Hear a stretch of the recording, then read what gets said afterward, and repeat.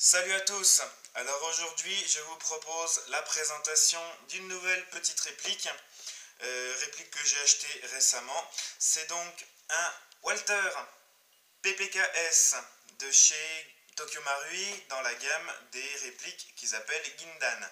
Alors comme j'ai l'habitude de procéder, on va faire une partie sur les caractéristiques de la réplique ainsi que le packaging, une partie sur les inconvénients et les avantages, et pour finir un petit test de tir pour voir ce que ça donne.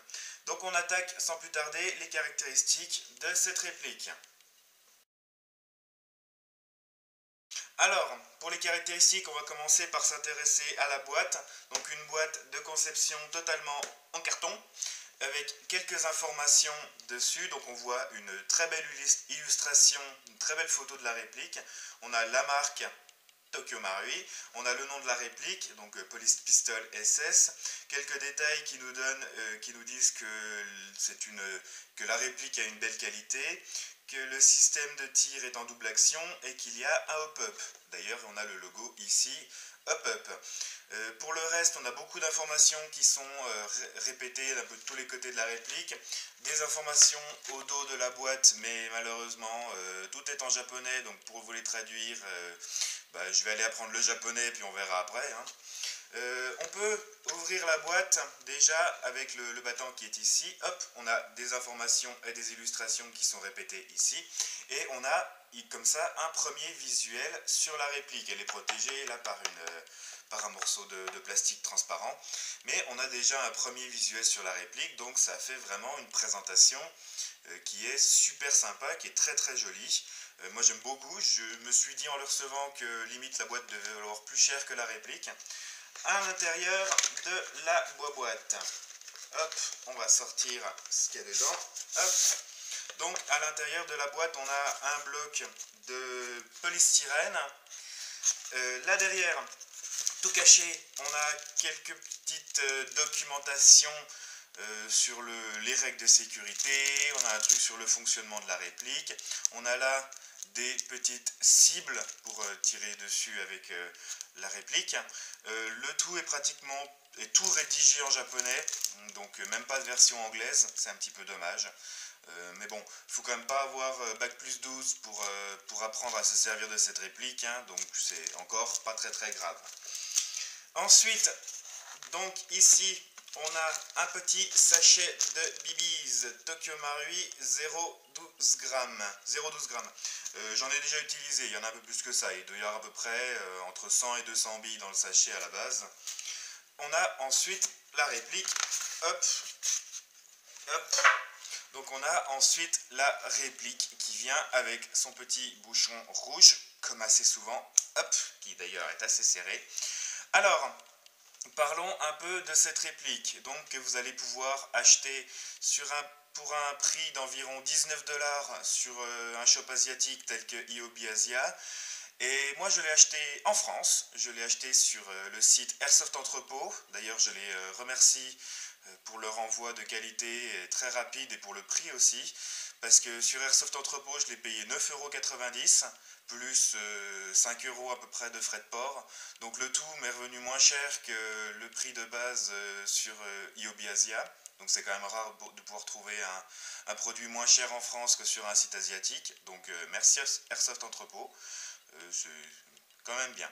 Alors, cette réplique d'un poids d'environ 140 grammes, attention c'est lourd, d'une longueur de 155 mm, d'une conception totalement en plastique, à part les vis et les ressorts qui sont à l'intérieur, toute la réplique est en plastique. Un système de tir en spring double action. C'est un spring semi-auto en gros. Chaque fois que vous allez presser la détente, le coup va partir sans avoir besoin de réarmer la culasse comme sur les petits springs qu'on pouvait avoir dans les bazars, etc. Donc là, il n'y a pas besoin de réarmer en fait. Hop, c'est bien du spring, seulement c'est du semi-auto. Donc ça, c'est vraiment une prouesse assez sympathique. Au niveau de la puissance de cette réplique, alors là attention, la puissance pareil ça tape, hein. On est à peu près à 75 fps en 0, enfin 70-75 fps en 0,20 grammes, ce qui équivaut à environ 0,05 joules de puissance. Au niveau de la portée, en 0,12 grammes, on a maximum 10 voire 12 mètres de portée, c'est tout, ça ira pas plus loin. Par contre, il y a quand même, comme c'est précisé sur la boîte, un hop-up. Il y a un hop-up bon, totalement fixe, ça, on ne va pas chercher à régler le hop-up, hein, il est fixe. Mais quand on tire en 0,12 grammes, on voit quand même l'effet du hop-up. On voit que les billes tentent de partir un peu vers le haut avant de replonger. Donc le hop-up est présent, le hop-up, on sent son effet. Donc voilà, c'est toujours pas mal. Qu'est-ce qu'il y a d'autre à dire là-dessus? Donc comme je vous disais, une conception totalement en plastique. Tout, en gros, c'est ces deux moitiés qui sont moulées et puis vissées ensemble. Tous les contrôles, aucun contrôle n'est fonctionnel sur cette réplique. Vous voyez, le marteau ici est factice, la sécurité est factice, le bouton d'éjection du chargeur est factice, la vis de la plaquette est factice elle aussi. Il n'y a rien en fait, il y a quand même les organes de visée, donc un cran de mire et un guidon qui sont peints en rouge, bien que les organes de visée ne vont pas être très utiles là-dessus.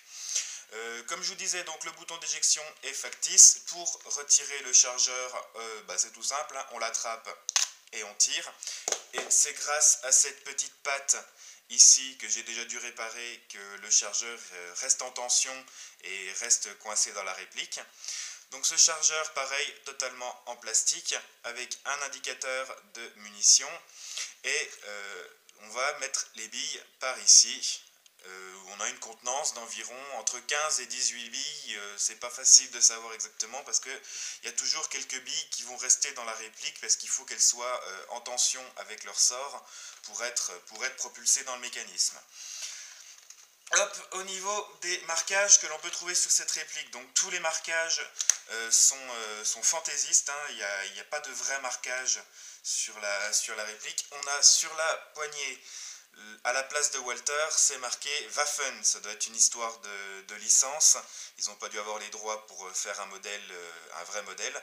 Donc on a Waffen marqué ici ainsi que sur la culasse, et ici on a calibre 6 mm, BBs Light, PPKS Safety Soft Airgun, et de l'autre côté on a ASASGK ici, et on a Tokyo Marui Made in Japan ici. Donc tous les marquages sont factices, aucun marquage n'est réaliste sur cette réplique.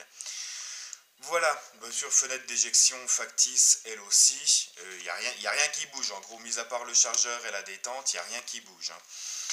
Voilà, donc j'ai à peu près fait le tour de tout ce qu'il y avait à dire dans les caractéristiques de cette réplique. On va maintenant s'intéresser aux avantages et aux inconvénients.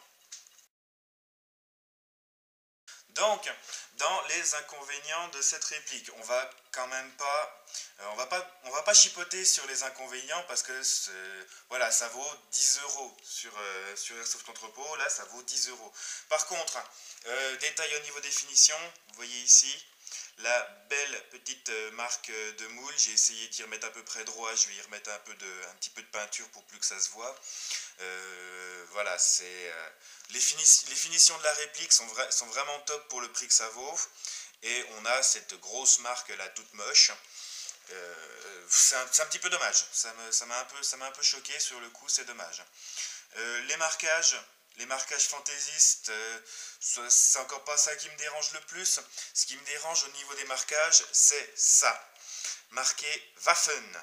Waffen en allemand, c'est arme.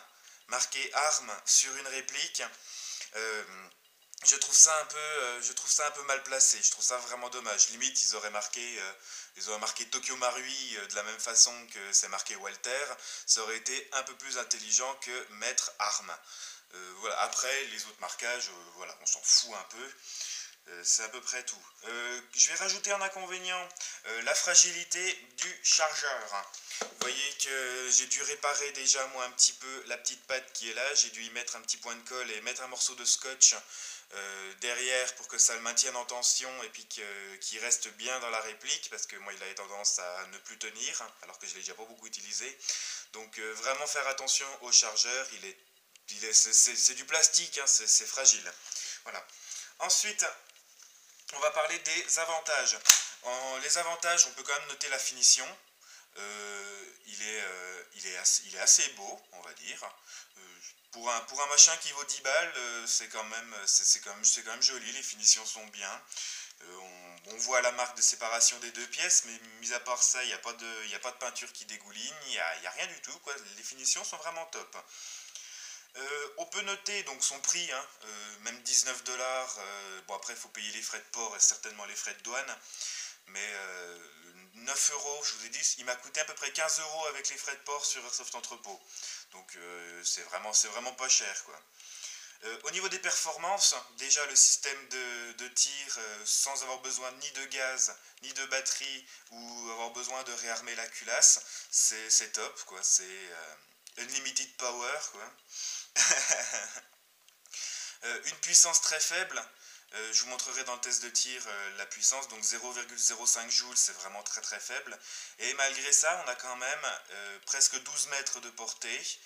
Donc c'est en CQB, ça peut vous sauver la vie, un petit machin comme ça, c'est pas négligeable, hein. Moi je crois que je vais imposer à la team de tous en avoir un. Ça peut être rigolo de faire des parties uniquement à ça, dans un espace très limité, et limite faire des parties dans un appartement avec, quoi.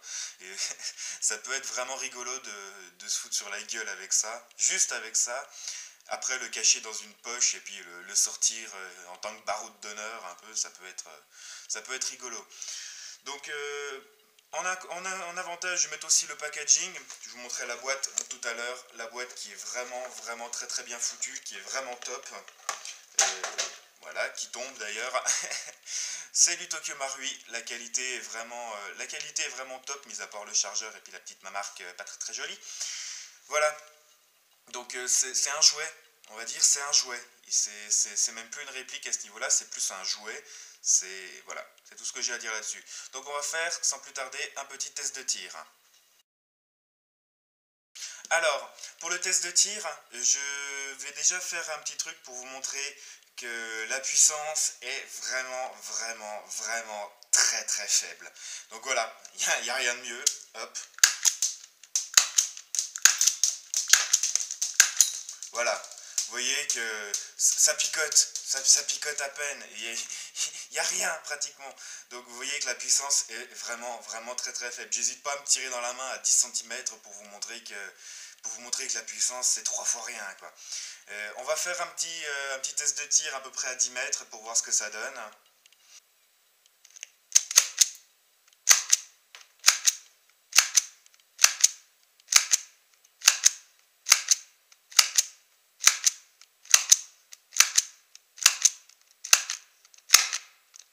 Et donc, voilà, j'en ai maintenant terminé pour la présentation de cette réplique. Donc c'était le Walther PPKS de la gamme Gindan de chez Tokyo Marui. J'espère que vous aurez apprécié la présentation de cet humiliator, quoi. Si c'est le cas, n'hésitez pas à mettre un commentaire, n'hésitez pas à mettre un pouce vert à la vidéo, à la partager et à vous abonner si ce n'est pas déjà fait. Sur ce, je vous dis merci d'avoir regardé. Salut, Airsoftez bien. Et à la prochaine!